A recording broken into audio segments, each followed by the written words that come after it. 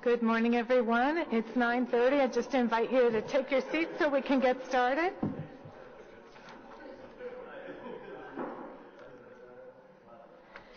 Okay, so declarations of interest.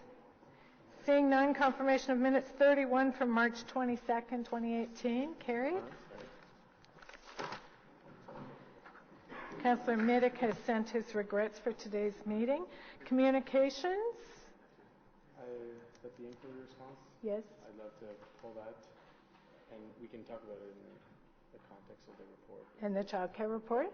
Okay, so it takes 2/3 to lift this item. Carried on lifting the item? Sure. Carried. Item number 1, status update, Community and Protective Services Committee inquiries and motions for the period ending 12th of April 2018. Received?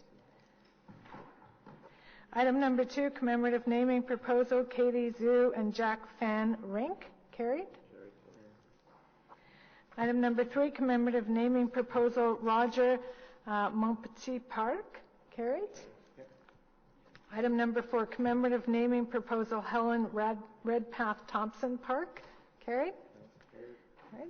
Item number 5, child care and early years transformation. There's a presentation. We're going to hold that and return to it.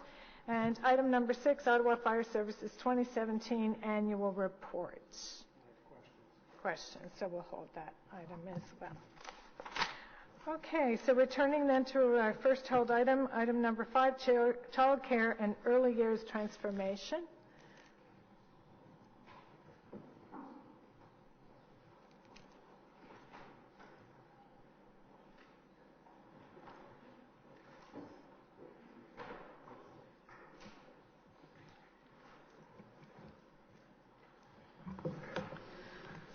Good morning, Madam Chair and members of committee. So I'm joined by Jason Sabourin, who's the manager for Children's Services, as well as Lynn Martinez, who is the program manager.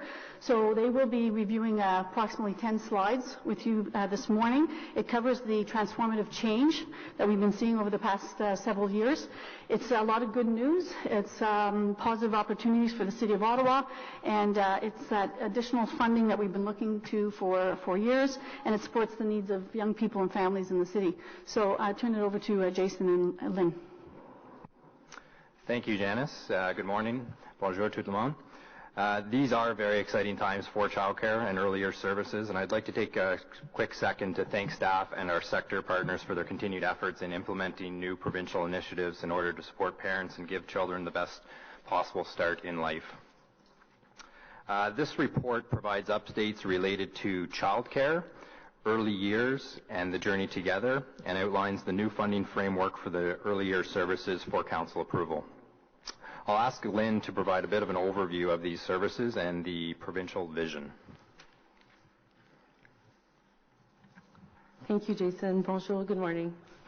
Since the city has recently taken the responsibility for early years services, it is important to take a moment to very briefly explain the difference between childcare services and early years programs. Childcare is the caring for and supervision of children ages 0 to 12 in licensed settings. These quality childcare programs foster the development of children and are provided in homes, centers, or in before and after school programs. They allow families to return to the workforce or to pursue their education, and families can also apply for fee subsidies to receive assistance with the cost of childcare. Early years services are free of charge programs that provide opportunities for children ages 0 to 6 to participate in play groups with their parents or caregivers in attendance. Early years programs also offer workshops and pre- and postnatal supports. Through these services, families and caregivers have access to information, resources, and referrals to specialized services as needed. Comme la Ville assume depuis peu la responsabilité des services à la petite enfance, il est important d'expliquer brièvement la différence entre les services de garde et les programmes pour la petite enfance. Les services de garde d'enfants sont offerts pour les enfants de 0 à 12 ans dans des programmes agréés en milieu familial, en centre, ainsi que dans des programmes avant et après l'école. Ces services de qualité favorisent le développement des enfants tout en permettant aux familles de travailler ou de poursuivre leurs études. Les familles peuvent d'ailleurs faire une demande de subvention de garde d'enfants qui les aidera à assumer le coût des services de garde. Les services à la petite enfance, eux, sont offerts gratuitement et permettent aux enfants de 0 à 6 ans de participer à des groupes de jeu avec un parent ou un responsable de garde présent. Grâce à ce programme de qualité, les familles et les responsables de garde ont aussi accès à des ateliers, des ressources pré- et postnatales et peuvent obtenir des renseignements et des services spécialisés. Now, since, as the Consolidated Municipal Service Manager, the City of Ottawa is responsible for the planning and management of a local childcare and early years system that responds to local needs and aligns with the provincial vision. The province released the Ontario's renewed Early Years and Childcare Policy Framework in 2017. This framework sets a vision for a system in which all children and families have access to a range of high-quality, inclusive, and affordable early years and childcare programs and services that are child and family-centered and contribute to children's learning, development, and well-being. The framework includes 4 important themes: affordability, access, quality, and responsiveness, and is comprised of 7 key areas of action. À titre de gestionnaire des services municipaux regroupés, la Ville d'Ottawa est tenue de planifier et de gérer un réseau local de services de garde d'enfants et à la petite enfance qui répond aux besoins de la population et cadre avec la vision de l'Ontario. Le gouvernement provincial a publié le cadre stratégique renouvelé pour la petite enfance et les services de garde de l'Ontario en 2017. Ce cadre établit la vision du nouveau réseau. Un réseau où l'ensemble des enfants et des familles ont accès à une vaste gamme de programmes et services de haute qualité, inclusifs et abordables pour la garde d'enfants et la petite enfance, qui sont axés sur les enfants et les familles et qui contribuent à l'apprentissage, le développement et au bien-être des enfants. Le cadre stratégique a 4 piliers importants: l'accès, l'adaptabilité, l'abordabilité et la qualité, ainsi que 7 domaines d'action clés. So in order to respond to local needs and align to the provincial vision, the city is required to create a 5-year service system plan by June 30th, 2019. The plan will identify current and future service gaps and opportunities to better meet the needs of parents and caregivers. Consultation with the sector is an important component of this process in forming the integration and transformation of the local system in Ottawa. The city has already actively engaged with the sector through the establishment of a childcare and early years system planning advisory group. This group includes childcare service providers, preschool and nursery schools, early year providers, the school boards, and Francophone and Indigenous service providers, and those who provide services to children with special needs. The establishment of this group has set the foundation for us to work in partnership with service providers to develop a service plan that aligns to the renewed provincial framework. Our next step is to consult in 2018 with families in order to develop a needs analysis to identify service gaps and opportunities. The service system plan will be presented for council approval in 2019. So now just some updates on childcare. The province provided the city with an additional $13.6 million in the fall of 2017 and $10.3 million in 2018 to increase access and affordability of childcare, including additional fee subsidies. The province also provided $4.4 million to offset the cost of the minimum wage increase on childcare service providers. So since September 2017, nearly 950 additional children have been placed and assisted with fee subsidy, and it is anticipated an additional 1,000 children will further benefit from this additional funding, significantly reducing or possibly eliminating the childcare wait list for fee subsidy. All children currently eligible for fee subsidy have been approved and added to their preferred providers list. To further help these families secure a placement, we will also be providing additional funding to childcare service providers in order to increase access and affordability for families. This could include increased operating hours, offering part-time care to families, or additional licensed home providers. The additional funds will also be used to increase affordability and help reduce or avoid fee increases. Capital funding will also be available in 2018 to increase access and support the creation of new licensed spaces in high priority and or underserved areas of the city. This also includes new spaces in schools that the province directly funds. Now an update on the early on services. In 2016, the province announced that it was merging existing provincial funding programs into an integrated system of services and supports for children aged 0 to 6 and their parents called the Early On Child and Family Centres. The city took responsibility of these programs on January 1st, 2018. The province did provide the city with an additional $2.9 million reflecting the scope of the new system. The city is currently in the middle of a one-year transition period while maintaining existing services in order to minimize service disruptions and allowing for additional time to work with community partners to structure and build the new system. The city engaged with over 2,000 service users to develop a needs analysis that showed parents and caregivers were looking for more locations, less travel time, extended and flexible hours including nights and weekends, and additional play groups.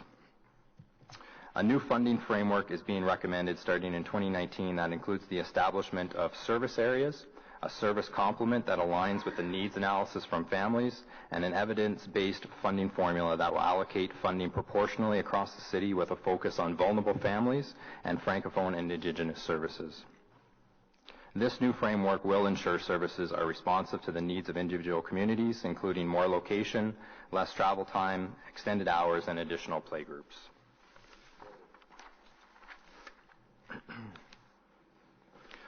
Upon council approval of the framework, the city will accept applications from early on service providers and anticipates selecting service providers by the end of 2018.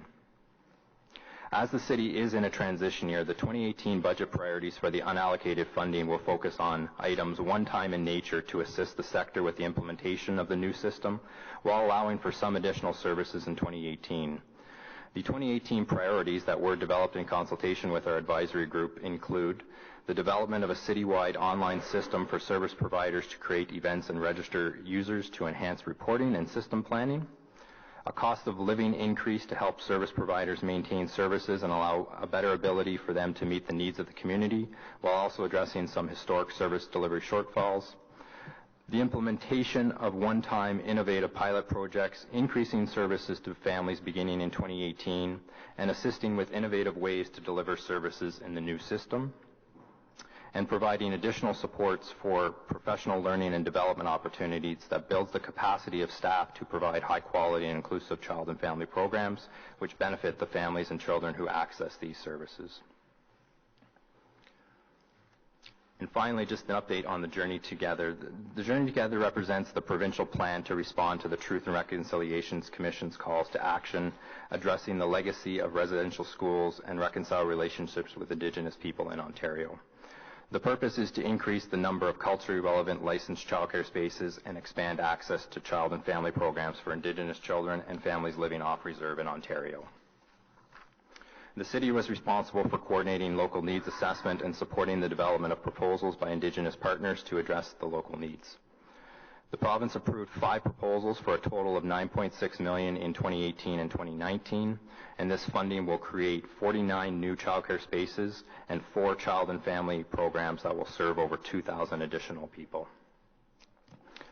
That does conclude our presentation, and I'd be happy to answer any questions. Okay, thank you. Start with Councillor Nussbaum and then Fleury. Thank you very much for the presentation. The report addresses the issue that I know you were dealing with a couple of years ago with the transition in the way the funding worked for childcare, transitioning to the money going to the family as opposed to the childcare center. And there's discussion about how this additional funding will probably fix that problem. Although you say in the report that you'll wait and see, and if it doesn't, you've got this $5 million reserve that you can use to help them if need be. So that is obviously a very, very good thing. The second change that we saw, I think last year, particularly not so much for the child care, but for particularly the before and after school programs. And I don't know if Mr. Chenier is here, but maybe you can answer this if this is more within his bailiwick. But there were, I guess, changes in the legislation that required some of these providers to have staff in-house who had particular requirements. I don't know if they had to be early child care educators or there was some kind of staffing change. And I remember at the time that a number of service providers of after-school care were concerned about those changes, and there was the option for municipalities to provide essentially exemptions and to do their own inspection of these facilities so that perhaps the rigorous requirement wasn't actually necessary. And I'm just wondering if, I know it's a little bit off topic from what the report is dealing with, but I'm just wondering if there is a positive knock-on effect, not just for child care providers, but also for these pre- and post-school program providers, and if this problem with the additional statutory requirements for the staff there has been fixed, or what the status of that is. Yeah, so I'll try to provide a bit of an update.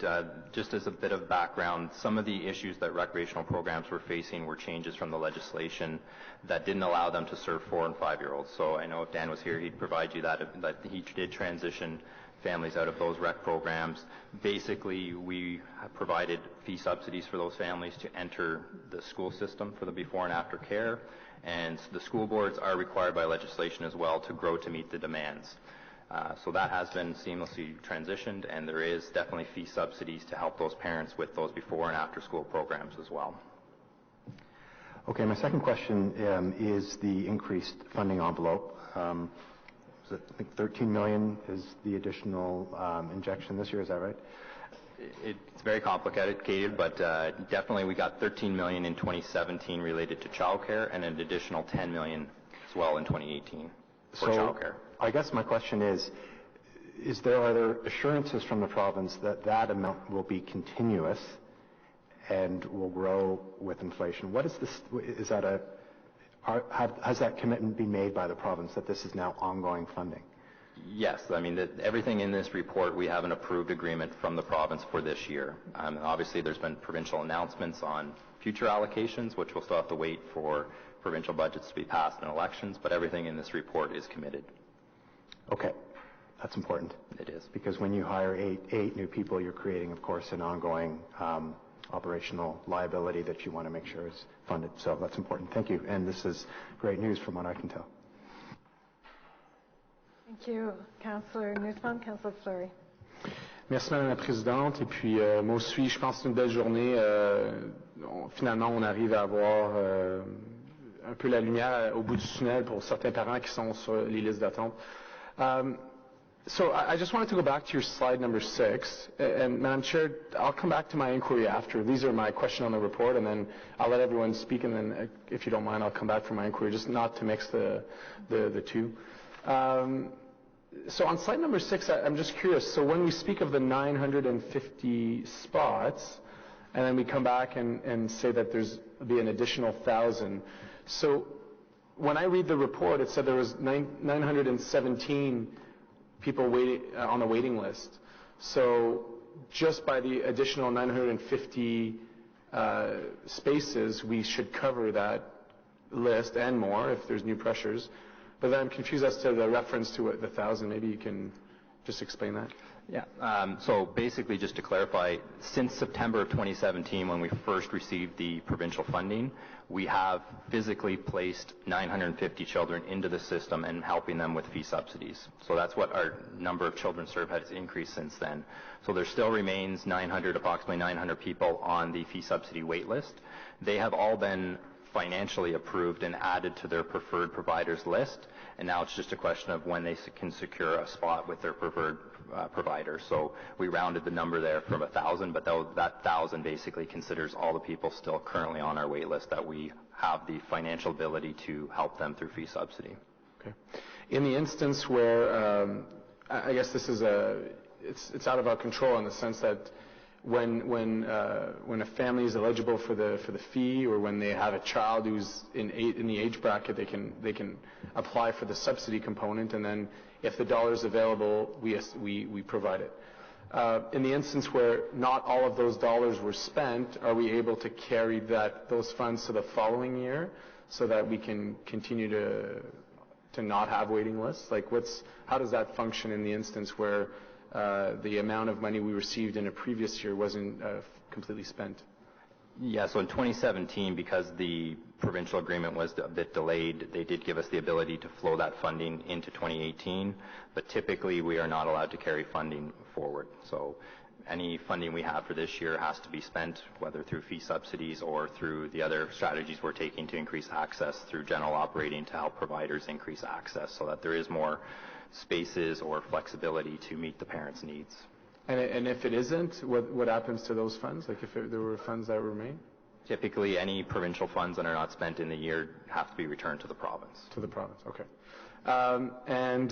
So in this case, what I thought it was, the increase of 24 million, the goals for the numbers kind of seem to give us a range of a period where we know there'll be no waiting list.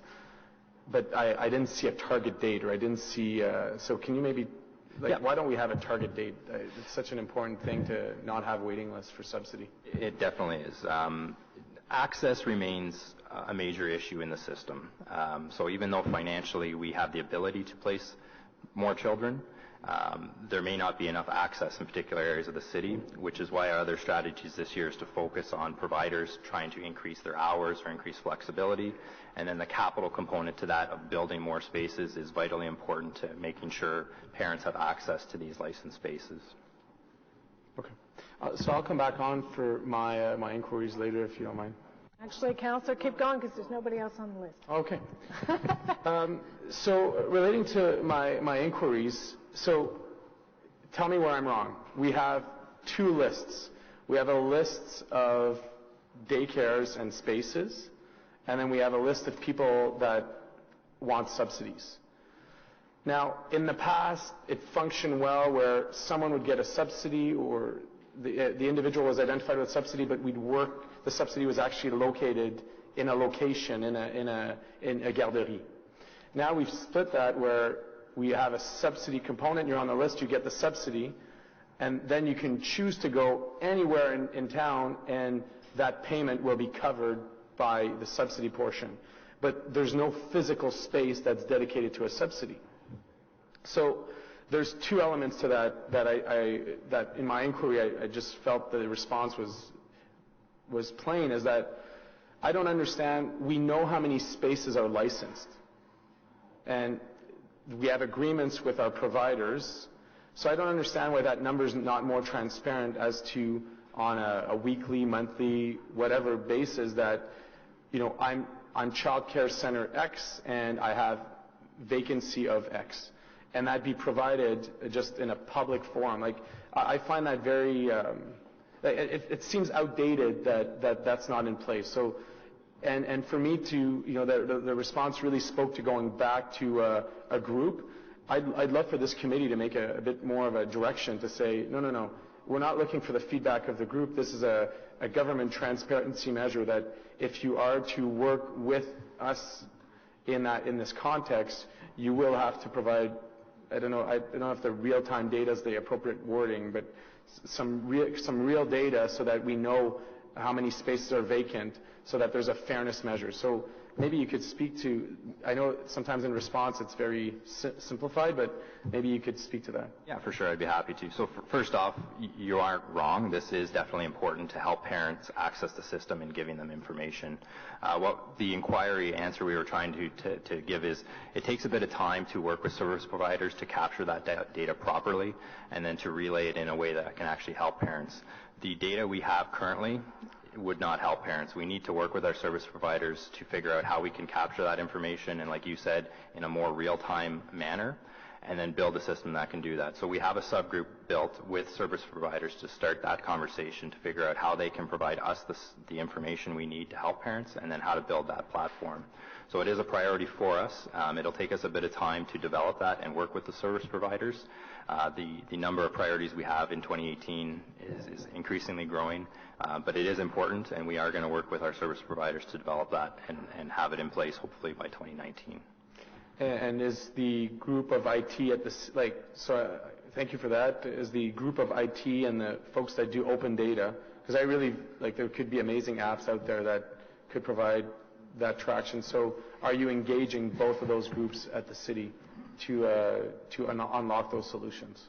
Yes, we are. We are working closely with our digital strategy group in the city to figure out how that can also be leveraged as part of this. our first issue to tackle is getting the data, and then those will be built in as we work forward through this, so that it's, the ultimate dream would be to have a mobile app that parents can see, okay, where is spaces available, or what is the waiting time for this, so that parents can actually pre-plan and understand this is their options. And okay, I'm comfortable with that. Is there some direction that you need, or some authority you need from committee today that could accelerate that? I don't believe so. I mean, high-level access and system awareness is built into the provincial priorities. We need to develop plans in order to increase a lot of that, and this has already been on our radar to try to figure out how we can give that simple information, whether it's to full-paying families or even to help fee subsidy clients just understand with even planning, like what is a wait at this agency, what is a wait at this one, so that they can have some comfort in knowing what they're doing when they do need childcare needs. So I'd love if the clerk in the minutes could reflect that, so that we can, because for me, I get your response. I think it's more clear now at committee, but I do want a timestamp on this, that there is a commitment from staff that we are to come back with some measures of fairness. So I don't know how that can be accounted for. Okay. And then my final one, which I go back to my initial 2 lists process, subsidy, spaces, and daycare. I understand in the past why we had to work with the parent who needed the subsidy to ensure that the space was available in the daycare. That made total sense to me. But now I feel like we're running an old system where we have 2 lists. We have a list of, okay, parent X, you're entitled to the subsidy so that your child can go to the daycare and that the amount is covered. But I don't understand why we give an advantage in the system, like the child care providers are chasing those subsidies, and I'm like, I don't understand it. The actual payment to the daycare is exactly the same, but we've created a system where they're still dependent on this element of subsidy. So I want to understand how we plan to separate both. And you and I have had conversations. I think that at the city, we have our own child care centers. I believe that we should lead those efforts initially and then get the sector. And I'll give the analogy of a Presto card. When everyone has a Presto card, that gives you access to the bus. But the amount that you've paid for your Presto card, that you be an adult, a regular adult, or a UPass or whatever, that you don't see that. And I think that kind of trips up the system. If there were no spaces in daycares, we'd have a different discussion. But because the spaces are available, because the systems run in parallel, I don't understand why there's touch points. So maybe you could illuminate us as to what the game plan is there. Yeah, so you're not incorrect. It is definitely back to the provincial vision of increasing access and affordability for all children. These are the steps we need to take in our service system plan to identify strategies on how to adapt this so that all children have access to this type of care. So in the past, the priority was typically on the fee subsidy clients, and the program was developed that way. Now with this renewed framework from the province, we need to develop better strategies to ensure access is for all children, and that'll be changing the wait list and different things like that. So we will bring those strategies forward in our service system plan after we've done consultation and after we've gathered information from families on what they're looking for in these type of care. And is there any way that we have control over our centers? Is there any way we could pilot something in our centers to demonstrate the efficacy of these objectives? For sure, it's always an option. We need the sector, including ourselves, to look at this whole framework to ensure access is there. So it's something I'll consider, is if we can pilot it sooner in our centers. But we do need a sector-wide strategy on this as well. Okay. Thank you for that. And Madam Chair, I just want to finish. I know that my inquiry kind of timed to a report that's very positive. These are very, I'll describe them almost as operational measures that I've been in conversation with staff for some time, and I'm happy that they've come to the committee floor.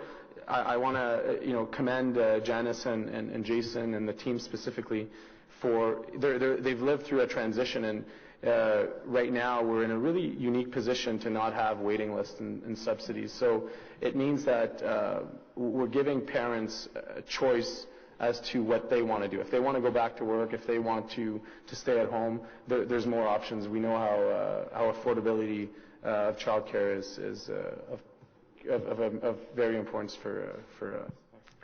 Okay, thank you, Councillor Fleury. Councillor Brockington. One little question, if I can squeeze in there. First of all, just a personal anecdote. As someone who has 2 kids, I went through the experience of trying to find childcare, which is very difficult. And in my community, there was a saying that as soon as you conceived, you had to get your name on the waiting list because it was that bad.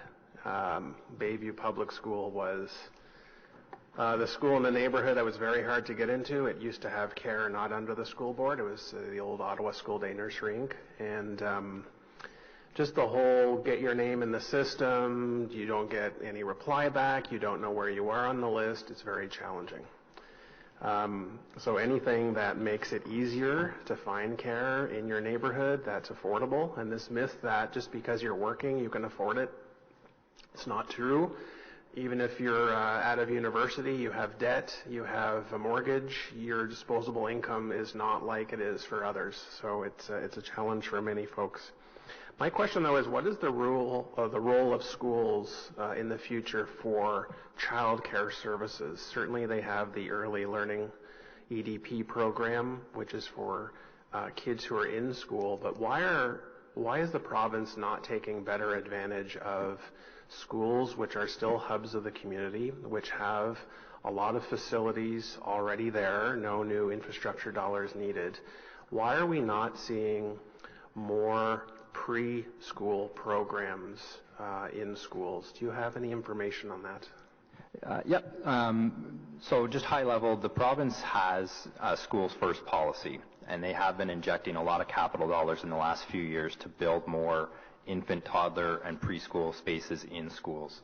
I don't have the exact numbers off the top of my head, but it's approximately 500 spaces that have already been opened in schools, and there's approximately 500 more that will be open. They just released a new round of capital funding for schools.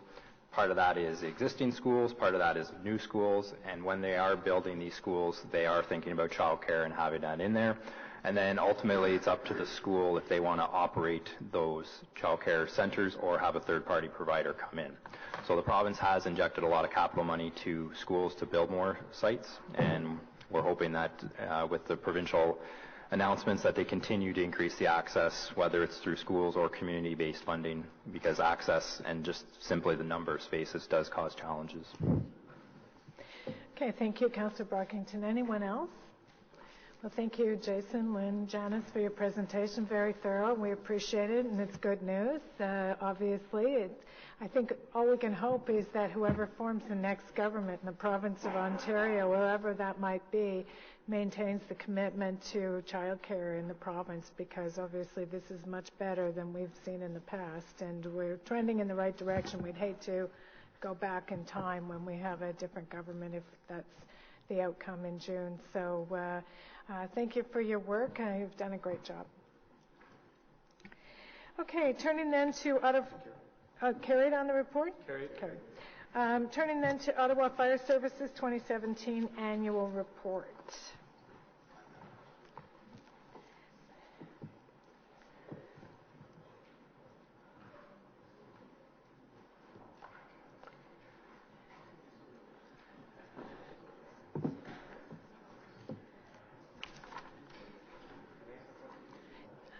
I think they have some slides, yeah. I'll put you on first.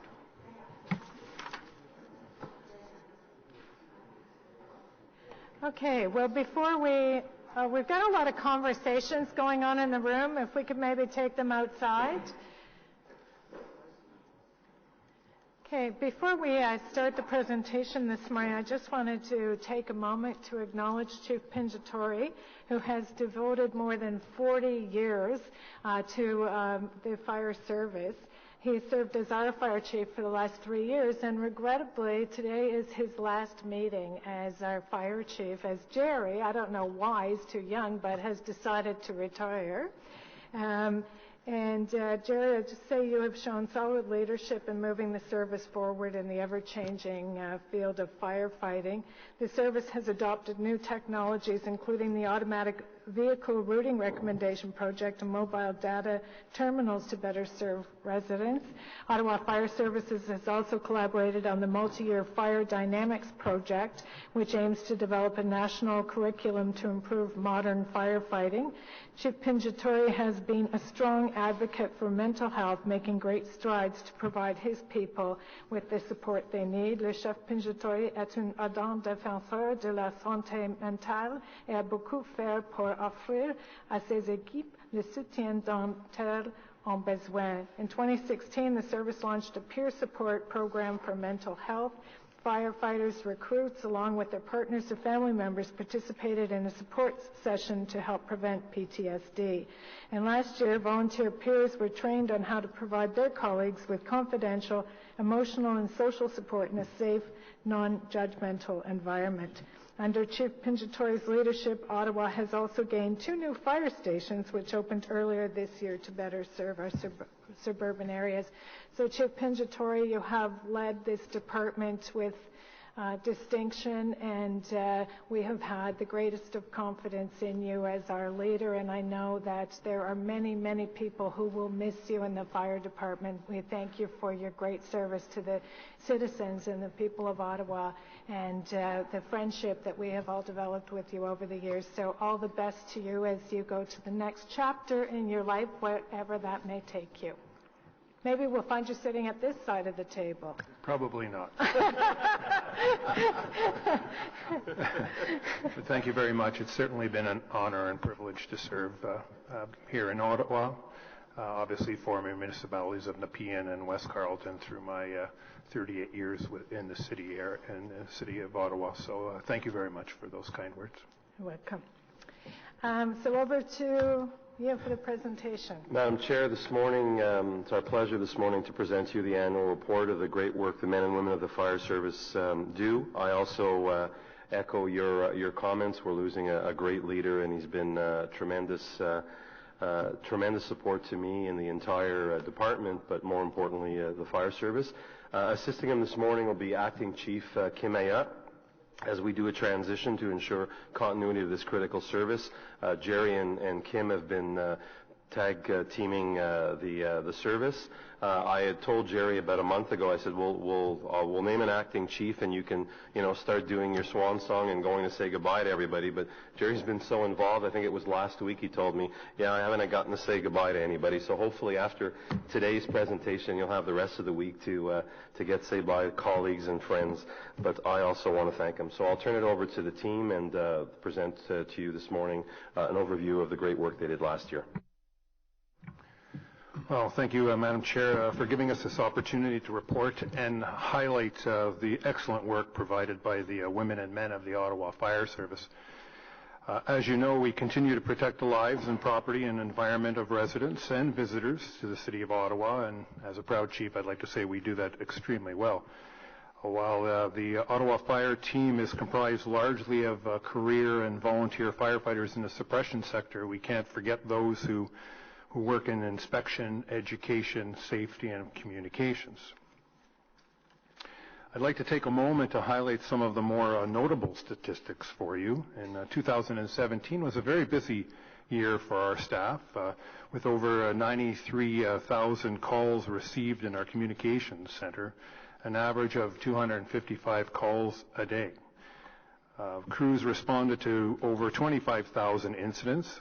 It's a 4.3% increase over those reported in 16. While there are the increase in incidents, the number of actual fires decreased by 16.4%. I'd love to take, and say our prevention staff has done an excellent job, but I could tell you that I think some of it was attributed to the unusual wet conditions we had here in Ottawa the past year. We actually responded to 972 calls related to the floods that occurred. This year, our Wake Up campaign, we reached 14,020 homes over 2 one-week program periods.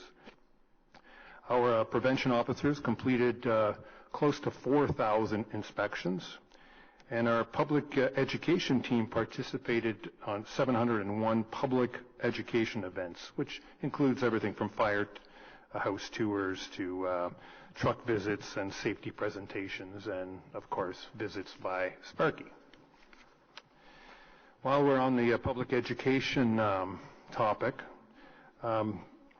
the public education team delivered valuable fire safety information for residents through many ongoing programs and presentations that they offer. Of course, we participated in the Doors Open Ottawa, which is, and also some multi-location food bank programs, community fundraisers, various public relations events. To name a few examples, of course, would be to talk about again a little bit about our Wake Up program. Fire suppression crews visited 14,000 homes to ensure that residents had working smoke and carbon monoxide alarms, with the ultimate goal of increasing the number of working alarms across the city. As aging population in the City of Ottawa continues to grow, public education for the vulnerable seniors has moved to the forefront. In 2017, with funding received by the City of Ottawa Older Adult Plan, 177 smart burners were distributed and installed in social housing units in an effort to reduce risk of kitchen fires in the homes of the vulnerable seniors. I'm not sure if you know what these smart burners do. It's that if somebody forgets the burner on, it actually shuts off by itself, preventing an overheating situation. So very, very, very well received, and it has reduced our fires. In our Prevention Week, the national theme, of course, was fire prevention was every second counts, plan 2 ways out. To kick off the Fire Prevention Week in Ottawa, Ottawa City Council hosted the Fire Chief Commendation Award to recognize residents whose actions saved lives, prevented injury, and minimized the loss of property during emergency situations. Later that week, also, our fire prevention officers joined CTV Morning Live to remind Ottawa residents about the importance of practicing home fire escapes and ensuring early detection with smoke and carbon monoxide alarms. In October of 2017, the public education team attended 103 public education events in office buildings, shopping malls, and retail stores. Our inspection branch was responsible for, of course, ensuring that our buildings in Ottawa are compliant with the Ontario Fire Code. We worked very closely with the city legal staff and completed 11 prosecutions, resulting in $23,260 in penalties.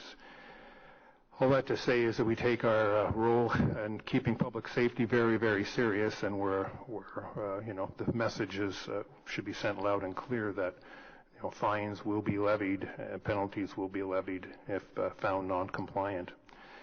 In preparation for this year's 2017 celebrations, Ottawa Fire Service began proactively inspecting assembly occupants across the city, including large assembly venues, hotels, motels, restaurants, arenas, ensuring compliance with the Ontario Fire Code.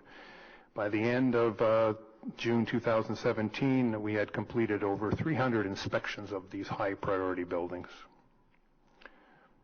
As per the legislation, all vulnerable properties, like senior homes, are inspected within a 12-month period.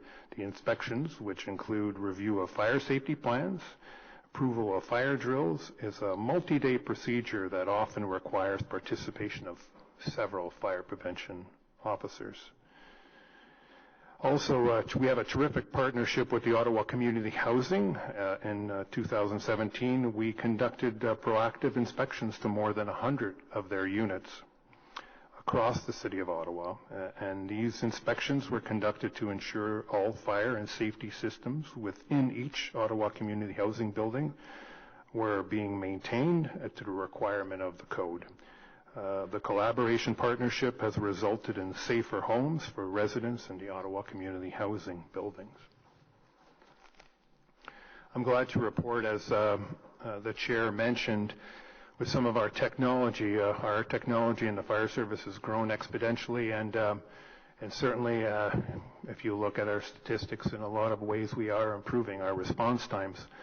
And this one in particular has been close and dear to my heart in being able to come up with the automatic vehicle routing recommendation. Just to give you an idea, right now it's the closest station response, whether or not the vehicle is in the station or not, that goes to an incident. In the very, very near future, we will be sending the closest apparatus. So, if another apparatus is driving back from a fire and happens to be in some other area and 2 blocks away from a fire, at times we would not know that. But now the dispatch will automatically send them. So it's only going to improve our response times. And the other, of course, here in my notes it says the project was initiated in 2017, open air fire permits online. I remember back in just after amalgamation working on this, so it's been a long time in coming, but again, I'm glad to report that they are available to renew and or get new permits online, and it's working very well.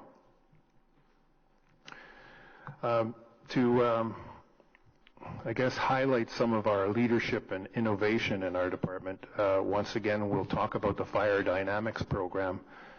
In 2017, we continued working with the Fire Dynamics project in collaboration with the Defence Research and Development Canada and the National Research Council. Fire dynamics, if I can explain it, is understanding how modern fires develop and how they are dangerous. Just to reinforce the issues that happened to us earlier this week proves that over and over again. And the goal of this multi-year project led by Ottawa is to develop a national curriculum with input over 13 other countries. In October 2017, we held a major media event highlighting the new curriculum and its ability to improve modern firefighting techniques. Also last year, our personnel were trained by the Ottawa paramedics and Ottawa paratrainers on how to use the life-saving opioid antidote, naloxone. I'm proud to say that Ottawa Fire Service was one of the first fire services in Ontario to roll out Narcan, the nasal form of the naloxone, to all frontline apparatus. And of course, our continued success with Camp Fit, female firefighters in training. This innovative camp was once again a success. In 2017, it hosted 24 young women who were given the opportunity to perform many tasks, including auto extrication, search and rescue, firefighting simulation in a kitchen, and a vehicle fire.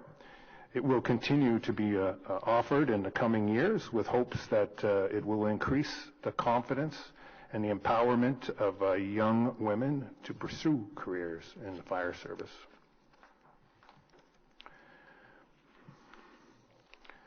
The mental health strategy again, when I first took on the responsibility of fire chief, stated that this was very, very important to me. It's so important. I have seen a tremendous change in the culture of the fire service. There used to be a time that we looked after our equipment better than our personnel, and that has changed. In our mental health peer support strategy, we have a peer support program that is key component of PTSD prevention. And it's a plan that's required by the province, but once again, I'd like to say we are ahead of the game. Our peers, firefighters who have been trained to provide their colleagues with confidential, emotional, social support in a safe, non-judgmental environment. There's been 2 training sessions provided for these peers, and I could say from July to December of last year, those peer support teams have received 152 requests for assistance from a peer support member. Our mental health, in our mental health study, we were able to secure $650,000 in funding from the Defence Research and Development Canada to complete a 2-year study with the Ottawa Hospital Research Institute on the mental health of first responders. First responders' mental health will look at preferences for mental health support services and include small-scale randomized control trial to evaluate methods of providing these services. The Ottawa Police, Fire, and Paramedic Services will participate in the study managed by the Ottawa Fire Service. And finally, the Wellness and Fitness Initiative. We also signed a term of reference with the Ottawa Professional Firefighters Association to establish the Wellness and Fitness Initiative.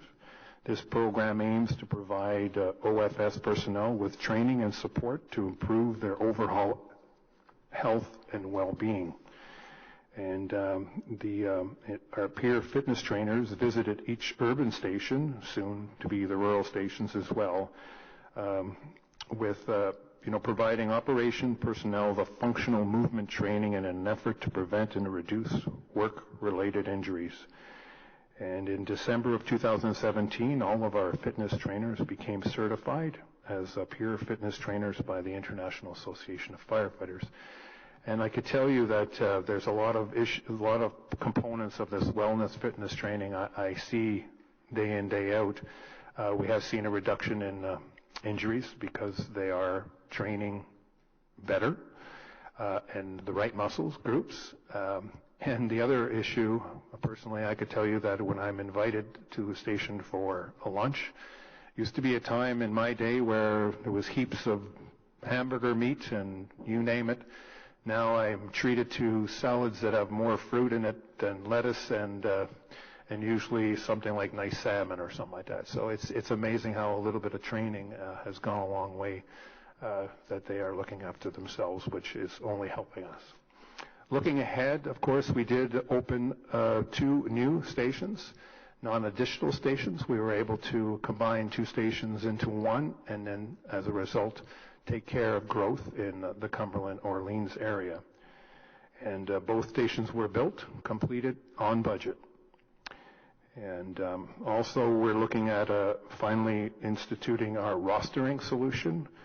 This is a solution that revolutionizes how fire personnel are scheduled to work, called back for shifts, and how they book leave entitlements. Looking very forward to that. Our accreditation is coming due as well for renewal. So over the next 18 months, we will be working with Fire Accreditation International. This will be a substantial project involving fire service personnel from all divisions, and it will be another comprehensive review of the services provided. And the last issue I'd like to say is a large, when you look at the statistics, our false alarms have increased. A large number of the false alarms have been generated by public institutions such as hospitals, post-secondary institutes, and community housing. The current false alarm education and awareness strategy that we have in place obviously has not been effective at reducing the false alarm and as intended.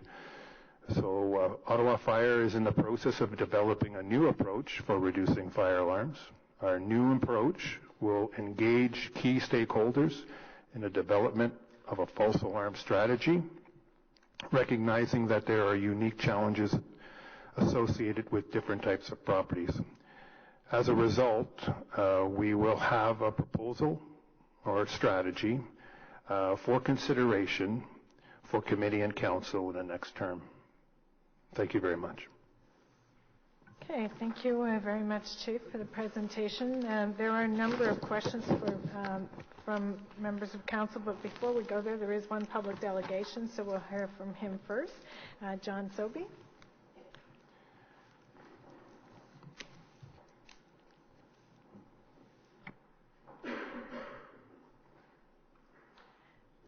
I know you know the drill here. You have 5 minutes. Go ahead. And the clock ticks. Well, good morning, Madam Chair, members of CPS Committee, Council at large. I couldn't let this opportunity go by without sharing with you and recognizing, and through you, Madam Chair, as you did earlier on, we would like to, on behalf of President Kennedy and the Ottawa Professional Firefighters, our 980 members, acknowledge the work we have done with our fire service leader, Jerry Pinjatori. Both Chief Pinjatori, President Kennedy share a very common interest. They both know it's our members, his firefighters, prevention officers, training officers, that provide the service that protect our public at large. And with the work of Jerry and Peter, we've been able to sustain an open door and open labor relations in good times and bads. We both had our struggles, but we've both remained committed through the leaders to ensure that the vested interest of the members, and not in spite of the public, but for the public, and ensuring public service. As of recently, we're all relieved to hear the good news of our brother and sister firefighters in the Stittsville event a few days ago. That only speaks to the value in being an active firefighter. I can tell you that our members are very passionate to learn from those events, as we all are, so that we can pursue and advance our training and our skills. So just on that, if we can certainly keep an open mind in future budget deliberations on training and the value of a viable training facility or services for the firefighters, both in the rural and the urban. Chief Pinjatori addressed in his diligent report, speaking of such terms as effective fire response and so forth. That effective fire response certainly applies in the large dynamics, not just for technical rescue and fire, but working with our valuable partners, our professionals in police and paramedics, in that effective response for the public in all forms of emergencies, being the medical emergencies, the rescues I mentioned, the hazardous material responses. So we've been very fortunate to have an open door and wonderful relations, both with you councillors, but also with Chief Pinjatori, but as well Chief Ayotte. Both have worked extremely hard to ensure that their fire leadership team are prepared and understand the roles that they must perform and work and communicate with Ottawa's firefighters. And President Kennedy has certainly done the same with his executive board. And I couldn't let this opportunity go without just acknowledging the work that Jerry's done. And on a personal note, I wish Jerry and his family all the best in his endeavors, and as we close up his tenure as our fire chief. Thanks for that. Thank you very much, Mr. Sobey. Any questions to the delegation? Seeing none, thank you for those kind words. We'll move then to questions from members of council, starting with Councillor Brockington. Thank you, Madam Chair, and thank you to the Chief and his team for the report before us and the service of the women and men who serve the people of Ottawa in the service. Thank you for the report. I have a number of questions from what I've read, and I'll start with the data table. On the report, you have the detail of the types of calls, and you've touched upon some of the data in here. False alarms, that number is troubling. Over 9,000 false alarms a year, 25 a day on average. You crunch the numbers, 25 false alarms a day on average. You talked about outreach, improving the education campaign. What are the criminal aspects regarding locations where there's chronic false alarms? What are the penalties for someone who's caught conducting this? If you have to evacuate, you said an OCH building, a school. I'm just concerned that public outreach isn't good enough. So what are some other options that are being considered? Thank you, Councillor. Madam Chair. It is a criminal code offense, so there is stiff penalties through the criminal code. I don't have exactly what those penalties are, but I believe they do including incarceration. But we also see that a lot of our false alarms are based on equipment malfunction, and those are the stakeholders that we're really looking to reach out to. Nobody wants false alarms. The fire service certainly doesn't want false alarms. The businesses do not want false alarms. The alarm companies do not want false alarms. What we need to do is engage them in the discussion and come up with a strategy to reduce false alarms. Our methods have not worked to date, and we are in the process of taking this very seriously and of engaging those stakeholders to come up with a solution up to and including laws if necessary to change things. Thank you. And just to put into perspective, the number of false alarms is about 10 times higher than actual fires that you're responding to, and twice as high as the second highest call, which is medical. So, I still think there's an onus on all building owners to ensure that their equipment works. And it's unrealistic to think that we can eliminate all false alarms, but I'm just worried about resources that are being deployed unnecessarily when that could be putting people at risk when there's a real emergency going on. Medical calls up 27% over 2 years. Are we doing any type of analysis on delayed response times when you are deploying resources for false alarms or for medical calls, and then we get an actual fire call? Do you have that capacity within the OFS to do that type of research? Through you, Madam Chair. During our accreditation, those are things we look at. We call it resiliency, and we continuously check to see how we're doing with our response times for fires and whether or not we're within the benchmark and baseline, and we continue to be that. So it's not negatively affecting us, if that's what the question is. And again, the increase is, there's an increase in calls across the city, so that only means that our assistance to the paramedic service would also increase. We haven't changed the tiered response agreement. We continue to respond to the same types of incidents. I mean, statistically, I would conclude there would be an impact to response times. If you have 25 false alarms a day, obviously they're not all at the same time. It's spread out, and some days you've got more, some days you have less. But eventually, because your sample is so large, 9,000, you are going to have real emergencies that are being impacted. But your response time data seems reasonable. You've mentioned your call volume. I won't get into that. I just note it's 10% increase over the last 4 years, which I think is significant enough when you look at overall call volume. You mentioned your outreach in Ottawa Community Housing. You mentioned 100 units. Are we talking about 100 homes or 100 multi-unit dwellings? Those would be units. The actual units. Buildings, that's right. The buildings themselves. We concentrate on the higher false alarms, higher incidents of fires. We concentrate on those units. I'm not sure how much you can talk about investigative work. There has been, in my opinion, a number of fires in my ward that are unexplained. I think the determination is unknown or unexplained. All just come out and say highly suspicious. When you look at homes that are on the market that aren't selling, when you look at people having disputes, all of a sudden a house burns down, looks fishy to me. So you mentioned it's the Ontario Fire Marshal that does the investigation, or who does that investigation? And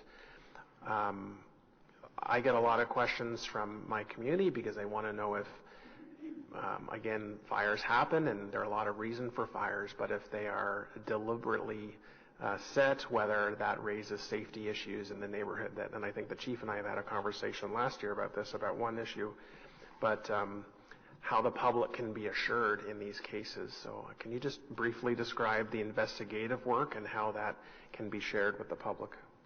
Certainly. Madam Chair, the initial investigation takes place through the fire service, so we have our own investigators who go in and determine cause, and I'll get into determining cause in a second.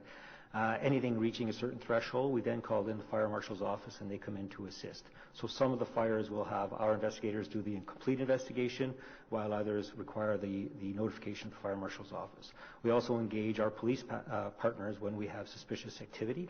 And so obviously we are a team when it comes to that approach.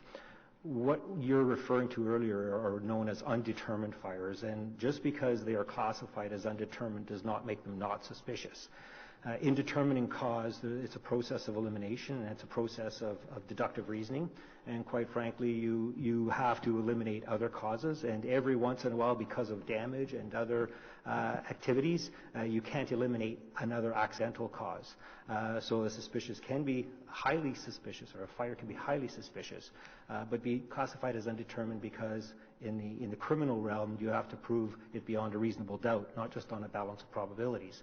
So if we can't meet that standard, then the fire has to go down as undetermined. That does not mean that there isn't background information or background investigations that continue to determine whether or not the suspicious circumstances and to identify additional evidence that will sway the balance of probability. And if you had sufficient evidence, whose role is it to lay charge? Is it still with the police, or does the marshal's office have any authority in that regard? The fire marshal's office are special constables as well, so they do have authority to lay charges, but it is the local police service's primary responsibility to lay charges when the evidence is there that a criminal act has taken place. Finally, I'd just like to say two big shout-outs. One is certainly Camp Fit. I've attended the summer sessions every summer since I've been elected, as well as the graduation ceremonies. I can't speak highly enough of this program for so many reasons, and am appreciative of the chiefs and the service's support for this program. And the other comment I want to make is about how much I appreciate communications from the Ottawa Fire Service. Again, Ms. Cardinal's efforts, and she's got a support team to keep members of council informed, the detail opportunities to liaise with my office if I need more information. It's very appreciated. At times in other departments it may be more challenging to get information, but the Ottawa Fire Service has always been very open and willing to work with me, and I just wanted to highlight that today. Thank you. Thank you, Councillor Brockington. Councillor Kadri. Thank you. Thank you very much, Madam Chair. And just following up on the questioning that Councillor Brockington's asking or requiring, is the cost of those false alarms. Is there anybody determined the cost of that, the number of false alarms? It's very difficult to associate costs with false alarms because we are in fact already there. We're like the stations are staffed, so it's fuel basically is the cost. So we don't necessarily keep track of that. My fear, my greatest cost is the danger every time there is a fire service apparatus driving through the streets of Ottawa with lights and sirens. There is that danger to not only residents but my staff, and those are things that we concern ourselves greatly with. Thank you, Mr. Pinjatori, for that response. In terms of coming back to the comments that Councillor Dean was making earlier, I have to echo those comments, not only from myself but from my community. Mr. Pinjatori, you've been nothing but class act representing the Ottawa Fire Service throughout the public and throughout your men and women in your service. You've not only done an excellent job in trying to keep the community safe and city safe with your team, but you've also done is the education piece with your fire service. And as Councillor Brockington mentioned earlier, the fact that the programs that you've instituted and have been brought to the forefront for the public to understand what kind of training is going on behind the scenes and how you recruit other new members to the team. And that's the part that I really appreciate, that you're not just sitting still, or the department is not sitting still. You're always recruiting new members in order to keep the fire service up and going and modern as much as possible going forward. I do also have to say, Mr. Pinjatori, or Chief Pinjatori, is the fact that your communication from your department has been excellent, not only in councillors' offices, but like I said earlier, in the public forum. So I do want to thank you for your service, and before you leave, I will have another question for you at the end of my comments. At this point, I also would like to thank the Ottawa Fire Service and its women and men for the service that they provided the community of Stittsville this week. Although the material loss is recoverable, I'm happy to hear that the 2 fire service people that were injured, one has already been released from the hospital and the other is under care. And I wish him, from behalf of my community, all the best in a speedy recovery. And that's the dedication that again comes through in terms of when you're out there servicing the public. Not that we want anybody to put their lives at risk in any way, shape, or form, but in this case, unfortunately, two individuals were injured. The other thing that I wanted to mention is the fact that the reaction from the other emergency services, and I think, Chief DeMonte, with the Community Protective Services, along with Councillor Dean and the rest of this committee, you should be proud as to how well the EMS teams work together, at least in this particular incident. And I'm sure it's always on the go, same thing in every situation. So I want to thank everybody for that response to the community of Stittsville, and not only community of Stittsville, but to the city of Ottawa with your service and your dedicated service.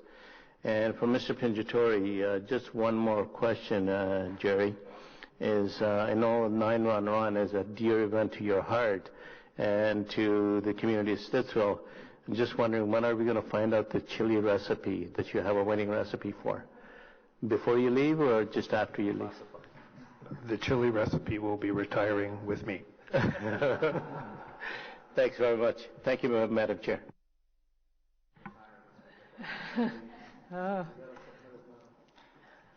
Okay, thank you, Councillor Kadri. Councillor Nussbaum. Thank you very much, Chair. Thank you to the Chief and to his staff for the report and for your decades of service to the city. With regard to the report, I think there's a lot of good news in it. It's rare that a decrease in something is good news, but I think a decrease in fires is absolutely wonderful news. So, I imagine that the prevention work that you've done has a great deal to do with that. So, keep up the good work. I did want to follow up on Councillor Brockington's line of question and comment on the false alarm number, because that, of course, is a number that's gone up. And it was interesting in reading the report and doing a bit of research on this item. A couple of things came up. One of them was there was a news item from 2012 where this committee, in whatever its form was then, was having a similar chat, and the chief at that time acknowledged the problem. For what it's worth, and I don't know if these numbers are out of date now, but he assigned to Councillor Kadri's question a monetary cost of $2 million a year. I don't know how he came up with those numbers, and maybe they've changed in the meantime, but it's a significant figure. And the other part of that news story that was interesting is there was quite a discussion from the chief at that time about his interest in looking at a false alarm bylaw, which I'm sure, as you know, many municipalities have adopted, and it's different from the criminal code portion. So municipalities, they put a bylaw on the books, and it's essentially a fine. And from what I can tell, there's usually quite a range. It's not a moneymaker. That's not the purpose. The purpose is really to provide a reason for people to fix their automatic alarm systems, which, from what I understand, is the real generator of these high numbers. And again, from the research that I could tell, these have been demonstrated to be pretty effective tools. So Toronto, Kingston, London, Brampton, others. So I guess here we are 7 years later. The research, I think, is pretty unequivocal. And so I guess my question / comment is, it sounds like this is something we should be doing, and it sounds like everyone has an interest in this, from people who aren't getting as fast service because the chief's trucks are somewhere else, to the taxpayer, to, as you say, the safety of Ottawa, the residents, to avoid lights and sirens. So I don't know. I mean, I'm happy to hear a comment on that, but I wonder if we as a form of staff direction can say, let's go. Why don't we look at a draft bylaw and consider that as soon as possible, given that that seems to be a very effective tool to try and get to the reduction of these false alarms. But I'm happy to stop there and hear a comment because... Chair, and I'll let the professionals talk more about the dynamics, and I know the councillor is aware. We did have that debate. That is a tool in the toolbox that the team is looking as part of their analysis. And at the time, the discussion that had taken place, we collectively erred not to move to a bylaw model. The councillor is right. There are communities that have bylaw that have been effective. As you're aware, and again, I'll let Chief Pinciatori or Chief Ayotte speak to this, but it is multidimensional and is complex. When one starts putting a bylaw in and you start having a negative incentive of fining people, the professionals will tell you the worry we have is then the reaction of a business is, I'll remove my fire alarm or I'll disconnect my fire alarm at home, and that could have negative consequences. And that's very much a debate that took place last time. That said, and I think the Chief is, in his comments recognizes that the strategy that we had collectively put in place last time is not giving the results we want, and I think Councillor Nussbaum is actually right on. It's going to be a tool in our toolkit that we will, when we come back in the next term as part of this analysis, look at. And again, when the team looked at the data, it's institutions like hospitals, higher education, universities and colleges, Ottawa, and we can understand the complexity of those big institutions, technical issues with the systems, in some cases malicious use of the alarms, and in other cases just, the big institution alarms going off because we're testing, we forgot to call. So I think that'll be one of the tools that we'll probably be coming back with. And yeah, hindsight's always 100%. When we look back, we had made a decision at the time to perhaps defer that, and we tried another strategy. Now we analyze, and it's going the wrong way. So I think the councillor's right on. It'll be something that we're looking at. And I'll just let Chief Pinciatori talk about that nuance and that balance that the professionals are always trying to, balance between just, disincentive of a bylaw. Yes, when we talk about approaching the stakeholders, we have to zone in on what the key problem is. For instance, sometimes the problem is they're doing alarm testing and don't notify us. Those are simple ones you would think to be able to be fixed. Other times, though, it's not that easy because how long do you give them to fix let's say the heat detector in the stairwell to be changed over? They can't change it over immediately, but do you leave the building vulnerable by turning off the alarms? No, we can't do that. So we know that we may be back there one or two times before that device is changed. So it's a very complex one. I don't know if I have anything more to add than General Manager Davanti because that's exactly our thoughts. So not sure if that answers your question, Councillor. Thank you for the answer. I guess what I'm wondering is, and maybe this is a question for Mr. Davanti, I appreciate that it's unlikely that we're going to get a bylaw passed in this term of council, but would it be worth having your staff or the chief staff look a little at this, maybe do just a report or a basic examination? Again, my cursory research was these are pretty efficacious, these bylaws. If I have that wrong or there's counter evidence, I'd love to hear it, or I think it would be important to have that. But I wonder to set up kind of more of a faster implementation in the next term of council, would it not make sense to start that process now? So I guess the question is, would the chair accept as direction to staff to do a review of existing legislation or take a look at the effectiveness of a bylaw or do a survey of what's happening in other Ontario municipalities so that we're not waiting 2 or 3 years for those who are in these seats in the next term of council? Mr. Davanti, what is your plan in terms of bringing this back? Chair, and perhaps to allay the councillors' worry, it is part of the analysis they're doing. So definitely, and maybe I don't know how to describe it. We're going to do a draft bylaw ready with the bylaw team to help Chief Pinciatori and his teams work with those institutions. We're going to have that. And no, you're not off base. When we looked at Montreal, which is a bigger community than we are, had more false alarms. They currently have less false alarms than us post the bylaw implementation. Now, they're not analyzing what's happening with regards to is that creating more fires or more risk. That we don't know. But I can assure you that as part of the work, the bylaw work's going to be there. We really don't need direction, or if you want to do the rest, it's part of our work plan. Councillor Nussbaum is asking is about the timing. He doesn't want this to go 2 or 3 years into the next term of council.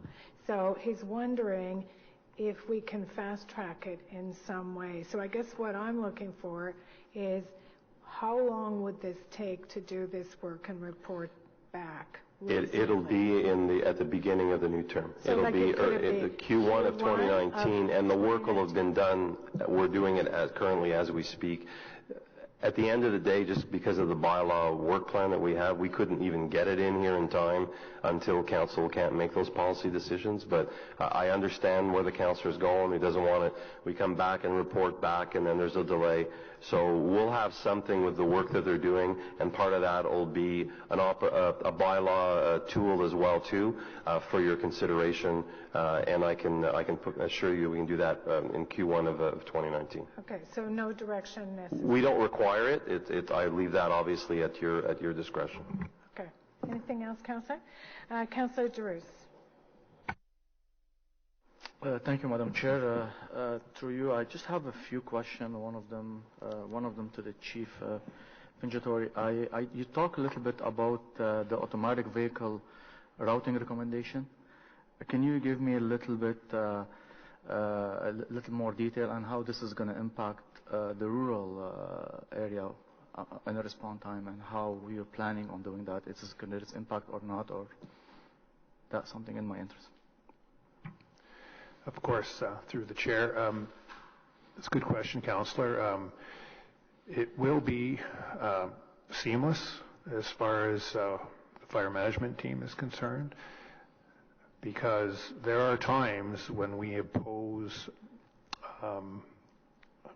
let's call it a handicap, of the fact that in the rural areas there is a longer assembly time. And we have factored that assembly time in with the response areas. Well, that could change, for instance, on nights that they're at training, or on times when they're actually returning from another incident. This will actually change the areas of where everybody responds will be dynamic. It will change all the time. Therefore, it will always send the closest vehicle. And of course, depending on the type of incident, we're sending more than one vehicle anyways, right?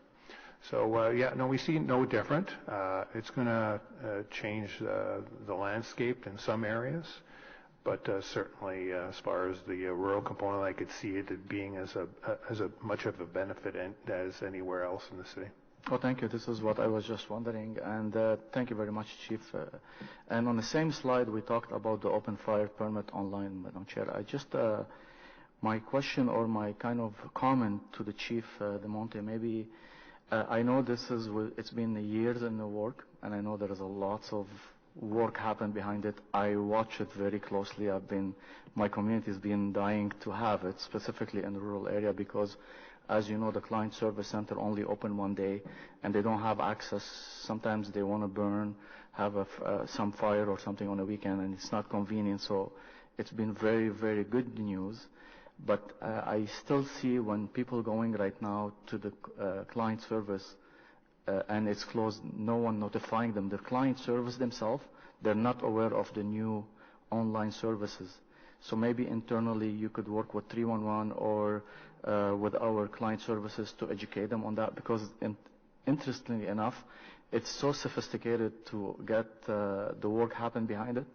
And I know I used it myself. I tried it a couple times, because in the rural area, it's not only you have an open fire, also you have an agricultural fire permit behind it, and the system is so smart and recognizes it right from your address. So I just find it's very, we put so much money, we spend lots of resources, the Ottawa firefighter and the IT department work so hard on this, and to see it a little bit, we're not educated enough, or we're not really going right out the gate to, it's a good news story. So maybe something you could do on your level, talking to different departments to promote that. Absolutely, Madam Chair. I'll follow up with the councillor directly and get a more precision on what you're talking about, and I'll do the internal discussion with my colleagues to ensure that we meet your objective.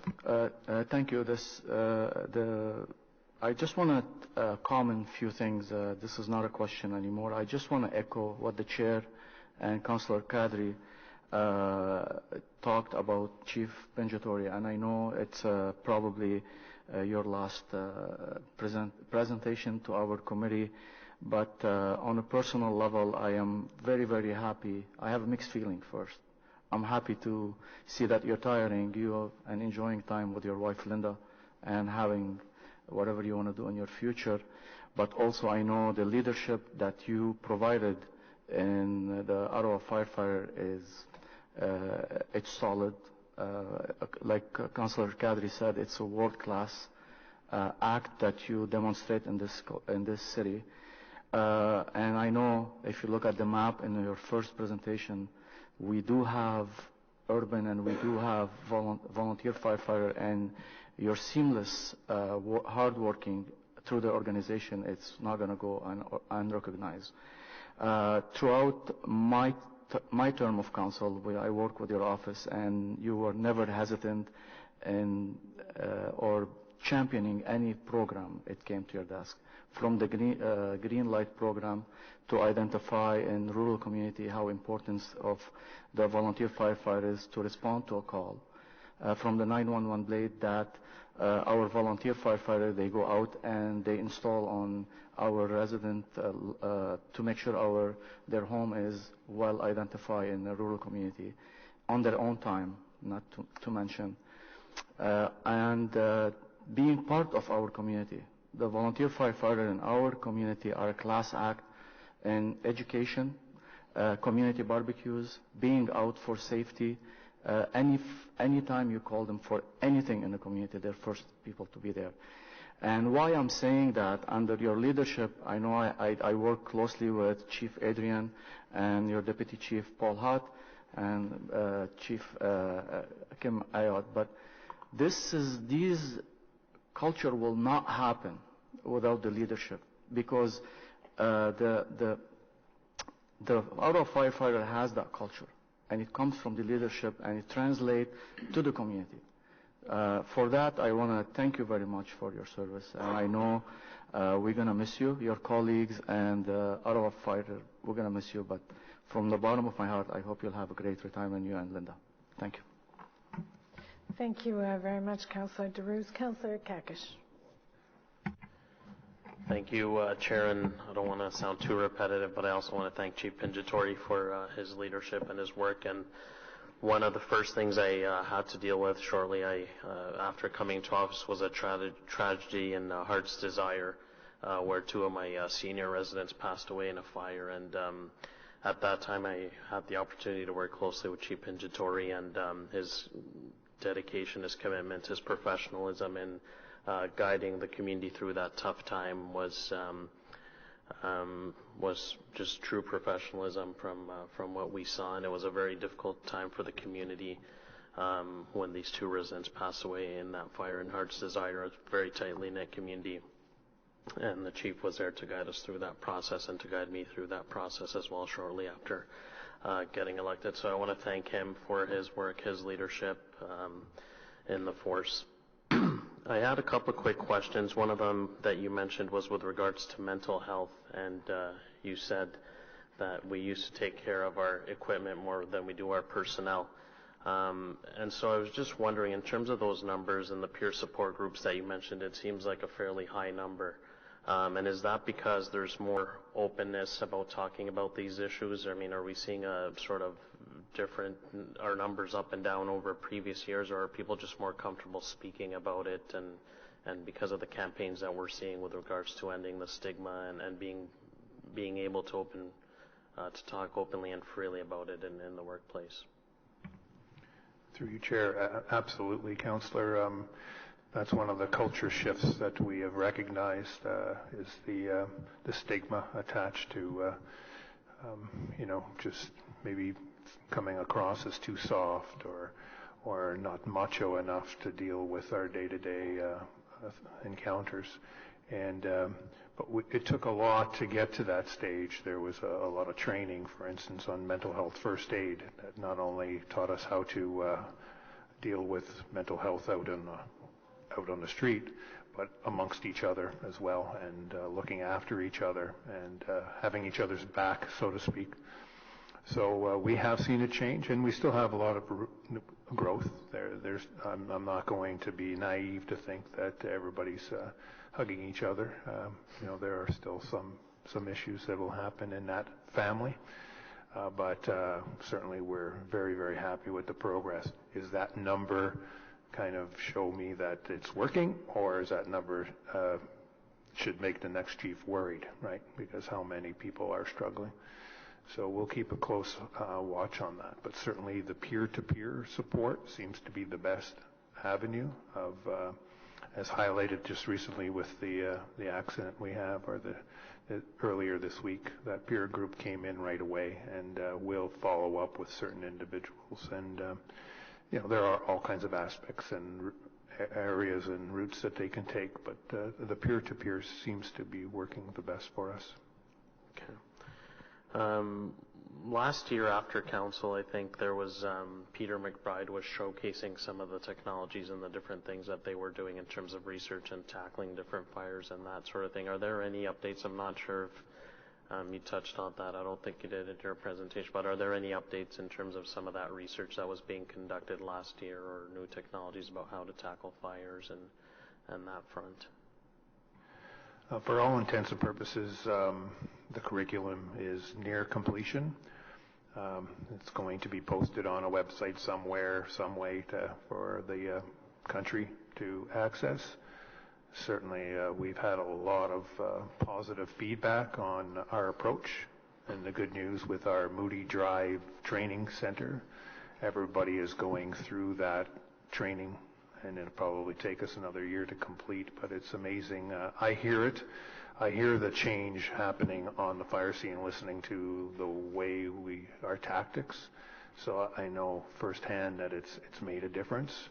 And certainly, again, when I say we're looking after our people better than the equipment, well, that doesn't mean that we're not getting better equipment as well, right? So that they could do their job better, everything from thermal imaging cameras to...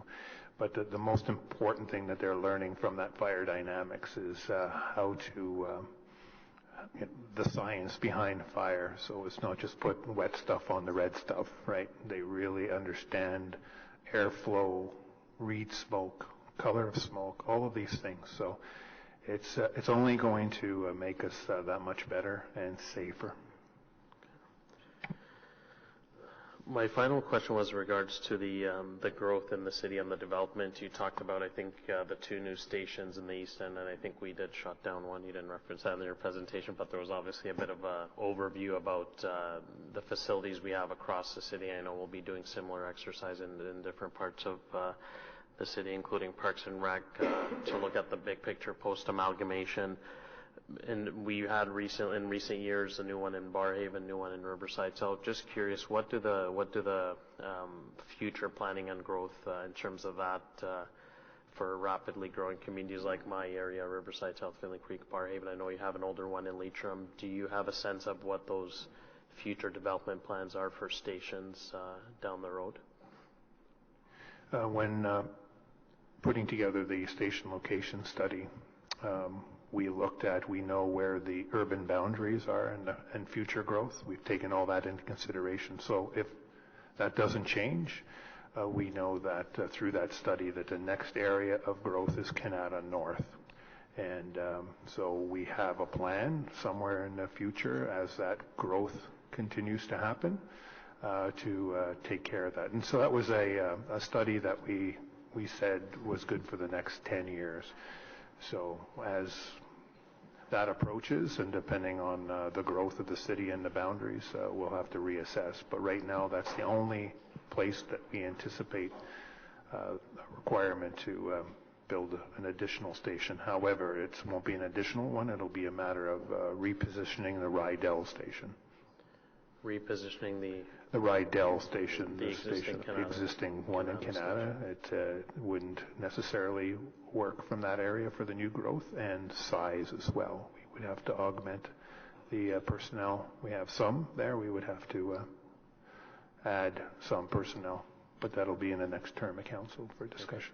And then how quickly do you have to move in? Because I know, for example, we just refreshed the CDP in Riverside South, and there's parcels there for institutional, which could be for a fire station. How quickly do you have to decide whether or not you need that parcel? I assume a community, for example, like Riverside South is going to be a mini bar haven, if you will, or I assume there'll be a need for a station. So when do you purchase that land, or when do you decide that this is something that you need for future planning?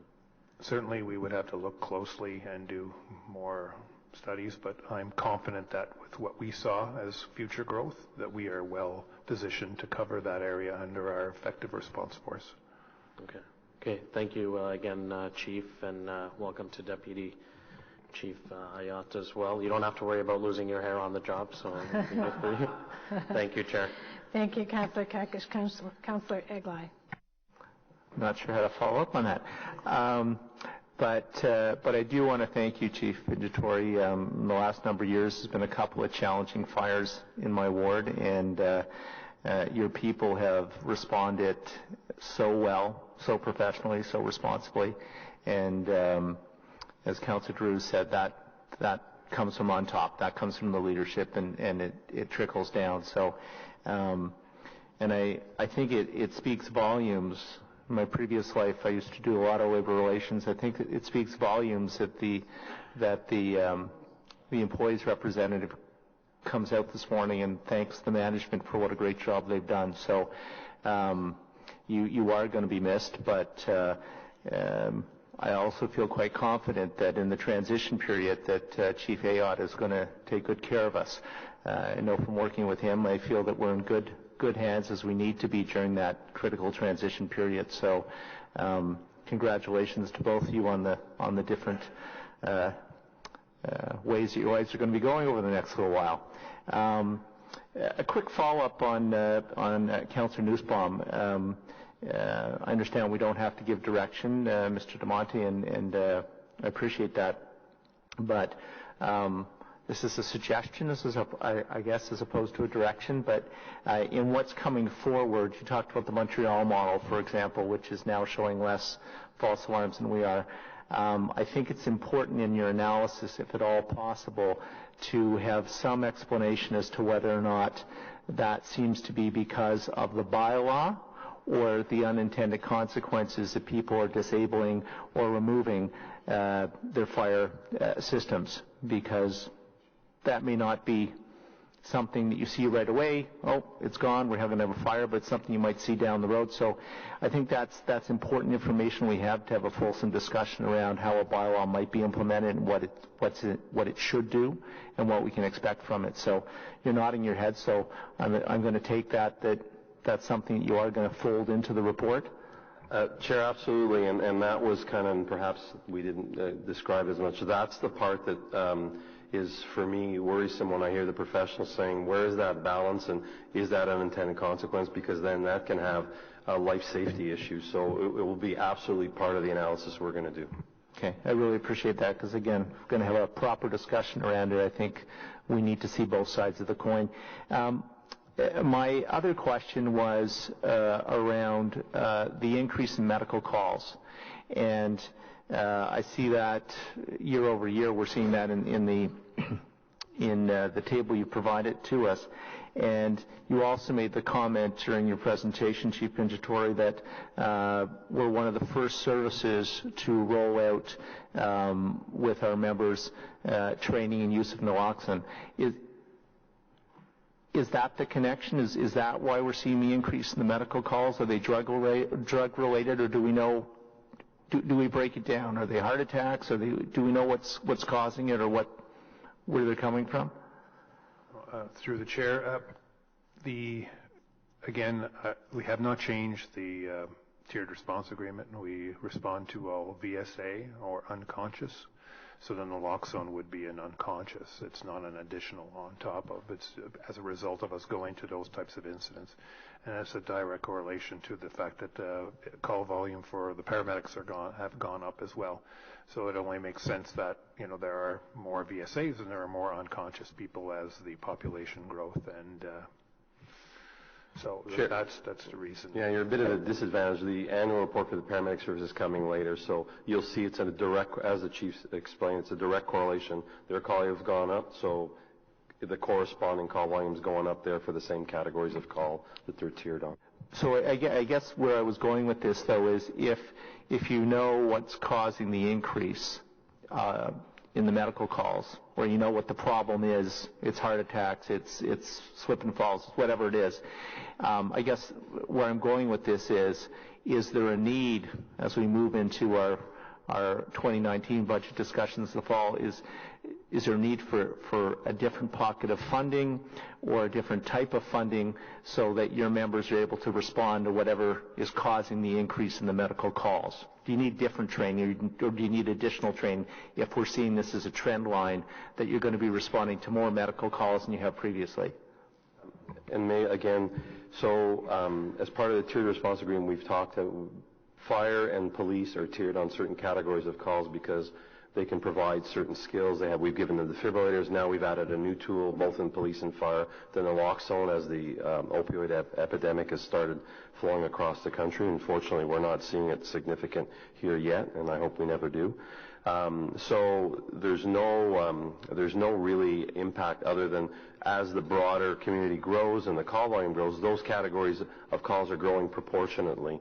So there's no direct correlation there of something that we can intervene, and they currently have all the skills they need for those categories of calls. If we want to expand that, that's a different discussion, but currently they have all the tools, they're responding effectively, and as we said, we've given them another tool in their toolkit, naloxone, because opioid overdoses come in simple terms as unconscious patients, and they're tiered to those. So if they're that, you've got this new tool as well, too. So that's broadly how we've approached it. Is that it, Councillor? Anyone else?